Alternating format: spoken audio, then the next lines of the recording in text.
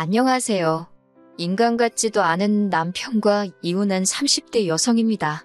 어디 속 시원하게 털어놓을 곳도 마땅치 않고 한편으론 남편이든 그 여자든 이 사연 좀 듣고 정신 좀 차렸으면 해서 이렇게 몇 자 적어보네요.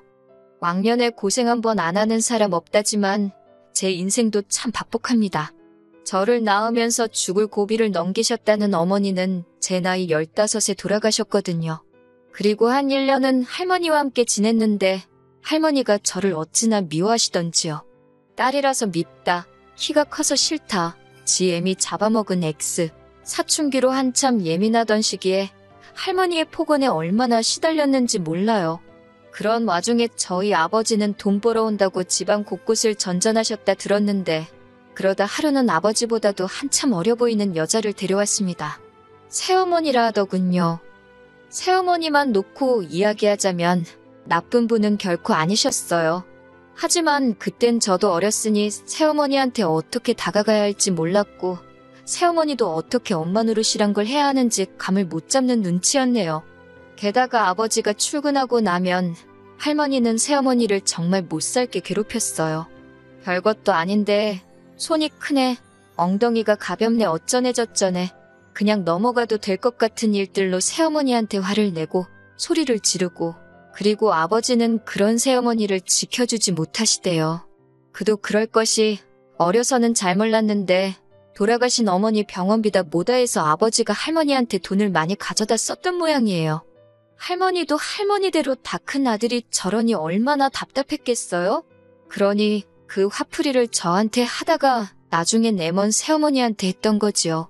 그리고 아버지는 자기 때문에 새어머니가 공경에 처하는 걸 뻔히 알면서도 나몰라라 하기 일쑤였고요. 결국 저희 새어머니는 아버지가 돈 벌어온다고 지방에 내려간 어느 날 오밤중에 흔적도 없이 사라졌습니다. 이후로 아버지가 어떤 심정으로 사셨는진 솔직히 모르겠어요. 단 한 번도 저에게 그 속을 내비치신 적이 없으니까요. 다만 새어머니까지 집을 떠나자 아버지는 완전히 일을 손에서 놓으셨습니다. 자식인 저는 눈에 보이지도 않았나 봐요. 하루가 멀다 하고 낮밤으로 술만 찾아대셨지요. 누가 술이라도 한 잔 사준다 하면 거절하는 법이 없었고요. 돌아가신 그날도 동네 아저씨들하고 술을 드셨대요. 한 아저씨가 데려다 준다 하는 걸 아버지가 자긴 멀쩡하다고 고집을 피우곤 혼자 집으로 향하셨다는데 경찰한테 전화를 받고 병원으로 가니 이미 싸늘하게 식어버린 아버지가 저를 기다리고 계셨습니다. 도로에서 자동차 세대에 연달아 치이셨다고요. 저희 아버지 사건은 뉴스에도 나오고 잠깐이나마 세상을 떠들썩하게 했지만 금방 또 잊혀졌어요. 세상살이가 원래 그렇잖아요. 이후로 저는 다시 할머니와 둘이 지내게 되었는데 이렇게 표현해도 될지 모르겠지만 사는 게 아니대요. 아버지가 그랬듯이 할머니도 술을 찾기 시작하셨고 언젠가 한 번은 저더러 공부는 해서 뭘 하냐며 제 교과서를 다 찢어버리셨지요. 그러다 고등학교를 졸업한 다음 날 할머니가 저를 불러 200만 원을 손에 쥐어주시더니 나가랍니다. 저를 보면 돌아가신 어머니 아버지 생각이 나서 억장이 무너진다고 당신 앞에서 사라지라대요. 그렇게 집을 나왔어요. 아니, 쫓겨났어요. 그리고 이후로 주변 사람들에게 물어물어 공장에 취직을 하게 되었고요. 공장 생활은 생각보다 나쁘지 않았습니다. 묵묵히 맡은 일만 잘하면 매달 꼬박꼬박 월급이 들어오니 그 돈 모으는 재미로 살았지요. 그러다 제 나이 25에 지금의 남편을 소개받았습니다. 이후로 6개월의 짧은 연애를 하고 단촐한 결혼식을 올리며 부부의 연을 맺었네요. 결혼할 때 제가 모아둔 돈과 남편이 모아둔 돈으로 작은 전세방을 구했어요. 시부모님은 부모 없는 제 처지가 마음에 안 든다며 전혀 도움을 안 주셨고요. 그러다 제가 결혼한 지 반년 만에 임신을 하면서 공장을 관두게 되었습니다. 어머님이 첫째는 무조건 아들을 낳아야 한다고 어찌나 유난이셨는 제 귀에 딱지가 않는 기분이었지요. 그리고 다행히 어머님의 바램대로 저는 10달을 꼬박 채운 뒤 아들을 낳았습니다. 그제서야 어머님께 며느리로 인정을 받았어요. 내 배 아파 낳은 아들, 그리고 남편, 시부모님, 비로소 내 가족이 생겼다는 그 기쁨과 행복은 어디 견줄 것이 못 되었지요. 하지만 그 행복은 오래가지 못했습니다. 아들이 두두를 막 지났을 때 남편에게 여자가 있다는 사실을 알게 되었거든요. 주말이었는데 이른 아침부터 남편이 회사에 가서 확인할 게 있다며 집을 나서더라고요. 그런데 점심때가 지나도 집에 오지도 않고 혼자서 고생하는 남편을 생각하니 안쓰럽더군요. 그래서 아들 얼굴 보고 힘내라는 뜻으로 영상통화를 걸었습니다. 그런데 몇 번이고 신호가 가도 전화를 안 받는 거예요. 그래서 어쩔 수 없이 포기하고 있는데 남편한테 전화가 걸려왔어요. 얼른 받았더니 남편이 누구랑 이야기를 하고 있더라고요. 전에도 종종 휴대폰을 엉덩이로 잘못 눌러서 엉뚱한 데다 전화를 걸곤 했는데 이번에도 그런 모양이었지요. 그래서 전화를 끊으려고 하는데 어떤 여자가 남편한테 오빠 어쩌고 그래요. 그때부턴 저도 모르게 입을 틀어막고 여자가 하는 말에 귀를 쫑긋 세웠습니다. 30초 남짓의 짧은 대화였지만 둘이 어떤 사이인지는 알고도 남을 만큼 저질스러운 대화가 오고 가더군요. 휴대폰을 들고 있던 제 손이 바들바들 떨리고 있었네요. 남편은 그날 늦은 밤이 돼서야 들어왔습니다. 남편에게 데이트는 잘했냐고 물으니 남편이 뜬금없이 그게 무슨 소리냐고 그래요. 그래서 아까 휴대폰으로 당신이 생중계해주지 않았냐 했지요. 그러자 남편이 허겁지겁 자기 휴대폰을 확인하더니 되도 않는 변명을 늘어놓더군요. 영업하느라 만난 거라나 어쩐다나 영업을 몸으로 삶아떼고 하냐고 쏘아붙이니 저더러 하는 말이 집구석에 있는 제가 뭘 알겠냐입니다. 그러면서 저더러 거울 좀 보래요. 일주일 중 하루 쉬는데 너가 남자면 너 같은 여자랑 집구석에 있고 싶겠냐고요. 비참하고 화도 나고 더 속상한 건 이럴 때 전화할 친정도 친구도 없다는 사실이었어요. 그런데 누구한테라도 이야기를 하지 않으면 속이 까맣게 타들어갈 것 같더라고요. 그래서 고민 끝에 같이 공장에서 일하던 언니한테 전화를 걸었습니다. 언니가 제 이야기를 듣더니 잘 살고 있는 줄 알았는데 이게 웬일이냐며 그래도 이혼은 하지 말라대요. 지금 네가 가진 게 뭐가 있냐고 이혼하면 그 XX들만 좋은 일 시키는 거라고요. 그러면서 이참에 저더러 다시 일을 시작하래요.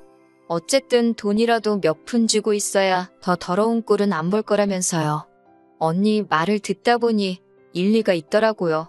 당장 남편을 보면 더럽고 혐오스러울 것 같은데 그간 모은 돈은 이 집구석에 다 묶여있지. 생활비는 타서 쓰니 여윳돈도 없지. 그 생각을 하니 서글픈 거예요. 그래서 바로 언니한테 어디 아는 일자리 없냐 물으니 마침 자기 아는 사람 사무실에서 사람을 구하더라며 자기가 다리를 놔주겠답니다. 공장만큼 돈은 안 주지만 그래도 애 키우면서 하기엔 나쁘지 않을 거라고요. 그렇게 일을 시작했습니다. 남편은 바람핀 걸 걸린 이후로 에라 모르겠다 식으로 더 뻔뻔하게 나오기 시작했어요. 제가 일을 한다고 하니 저 같은 애를 누가 써주냐면서 아주 무시를 하더군요. 너무 모욕적이었지만 정말 갈 곳이 없어서 기댈 곳이 없어서 이를 악물고 그 수모를 견뎠습니다. 아이는 어머님이 맡아주신다 하셔서 거기다 맡겼고 저는 회사 일을 시작했어요. 언니 말대로 월급은 많지 않았지만 그래도 집이 아닌 곳에서 제 할 일이 있다는 그 사실만으로도 큰 위로가 되더군요. 잡생각을 잊기 위해 일을 정말 열심히 했어요. 사장마저 저한테 적당히 하라고 할 정도로 말이에요. 저는 월급을 받으면 70%를 주식에 부었습니다. 위험한 게임이라고 생각했지만 이렇게 하지 않고는 돈을 불릴 방법이 안 보이더라고요. 그리고 마침 사장이 제가 주식에 관심을 보이니 자기도 주식 투자를 하고 있다며 이리저리 도움을 주었어요. 이후로 어느 정도 그렇게 제 손에 목돈이 생기니 자신감도 생기대요. 남편이 바람을 피든 말든 무관심해지더라고요. 저 인간 없다고 내가 못 살 것도 아니다 싶었달까요. 그렇게 한 2년쯤 지났습니다. 아들은 어느덧 유치원생이 되었고 저도 회사에서 완전히 자리를 잡은 상황이었지요. 하지만 남편에게는 계속해서 근근히 계약직을 유지하고 있다는 식으로 이야기를 했어요. 혹시나 저한테 돈이 있는 걸 알면 어떻게든 뺏으려 들진 않을까 걱정이 되었거든요. 그리고 여자의 눈이 멀어서 그런 건지 제 말을 그냥 고지고대로 믿대요. 아니, 어쩌면 그냥 관심이 없었던 걸 수도 있고요. 솔직히 말하자면 가정은 지키고 싶었어요. 남편이 미워서 정말 죽기를 바란 적도 있었지만 그래도 아들을 위해서 이혼만은 안 하고 싶었지요. 어머님 아버님과는 원만하게 지내고 있었으니 남편만 제자리를 찾으면 될 것 같았거든요. 그래서 내가 좀 잘해볼까, 그러면 저 사람 마음이 돌아올까, 그런 바보 같은 생각도 몇 번을 했었고요. 하지만 결국 저희 아들의 초등학교 입학을 앞두고 남편이 저한테 이혼하자고 하대요. 이대로는 더 못 살겠다고. 그리고 그 여자가 임신을 했답니다. 저더러 그 애를 키워줄 거 아니면 이제 그만 자기를 놔달래요. 그런 소리까지 들은 마당에 껍데기만 잡고 살면 뭐하나 싶대요. 그래서 그러자 했어요. 그리고는 남편더러 대신 이 전세집 보증금은 전부 내가 갚겠다. 아들은 데려가라 했습니다. 변명같이 들리겠지만 저 혼자서 아들을 잘 키울 자신이 없었거든요. 그나마 어머님 아버님도 손자인 아들한테는 껌뻑 죽고 남편도 아들한테는 자상하고 좋은 아빠였으니 엄마인 저랑 단둘이 있는 것보단 낫겠다 싶어서 내린 결정이었네요. 재산이고 양육권이고 변호사 선임해서 깔끔하게 처리하면서 이혼하니까 3달도 채 안 걸리더라고요. 3달 동안 남편은 보란듯이 그 여자 집에 가 있었고 저는 평소와 다름없이 생활했습니다. 서운했던 건 어머님 아버님이 저희가 이혼하기로 했다는 이야기를 들으시곤 저더러 좀 참지 그랬냐면서 제 탓을 하셨다는 거예요. 말이라도 아들 그렇게 키워서 미안하다, 그런 소린 안 하시더군요. 남자가 원래 한두 번 정도는 한눈을 팔고 그럴 수도 있는 거라고, 내버려두면 알아서 제자리를 찾는데 제가 일을 크게 만든 거래요. 그런 말을 듣고 있으니 역시나 팔은 안으로 굽는구나 싶고 한편으론 내 편 들어주는 친정이 없다는 게 서럽더군요. 한편 회사에다가는 사실 이혼 이야기를 하는 게 맞는 건지 어떻게 해야 하는 건지 잘 모르겠대요. 그런데 공장 언니가 귀띔을 해준 건지 저를 뽑아준 사람하고 사장이 먼저 아는 체를 해왔어요. 기분이 나빴다기보다는 큰 숙제 하나를 누가 대신 해결해준 것 같아서 후련했네요. 그리고 이후로 그럭저럭 잘 지냈습니다. 아들이 보고 싶어서 밤새 눈물로 지샌 날도 있었지만 마음을 독하게 먹고 버텼지요. 그게 아들을 위한 길이라고 생각했으니까요. 어느 정도 정리가 되면서 저는 전세 보증금의 그간 주식으로 모은 돈을 합해 작은 아파트 한 채를 사들였습니다. 시기를 잘 타서 시세보다 저렴하게 대출도 거의 받지 않고 샀지요.